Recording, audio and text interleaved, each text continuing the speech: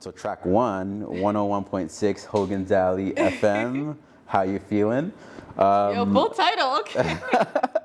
Hey, we got the facts here. We got the facts. I guess Hogan's Alley. I have understanding of the background of what Hogan's Alley is, but maybe for somebody that maybe either isn't from Vancouver, doesn't really know what that is, or is from Vancouver, has kind of heard Hogan's Alley before, but maybe doesn't entirely know what that or where that is. Talk a little bit about that and what it means to you. Yeah, so I think a huge part of that was between releasing my first project and this project, I kind of became disillusioned with Vancouver. And I just had this obsession with Toronto. I was like, I need to be in Toronto, like that's where all the R&B is, that's where all the black people are, like I need to go, I need to leave.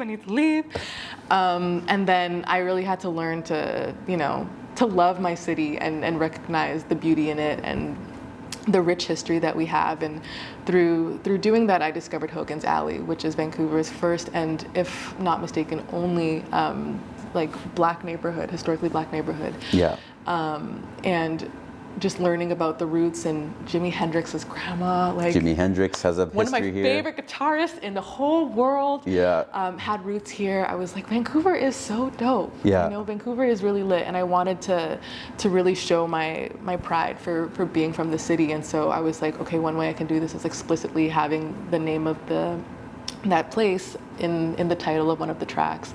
And so it's the name of the radio station that's featured on the EP, which is a little nod to Vancouver's black history, which I don't think is honestly talked about enough. Agreed. Yeah. But yeah, that's where the the inspiration is. That's awesome. That's awesome, and I'm sure somebody's probably learned a little bit just from that, and the fact that you might not, some of these areas and the history, I guess kind of the evolution of Hogan's Alley in terms of how people were kind of pushed out at one point in time in order to build the Georgia Viaduct that exists there now. Yeah. And there being a process to actually reclaim that land and repurpose it for, particular communities, whether it be black or otherwise.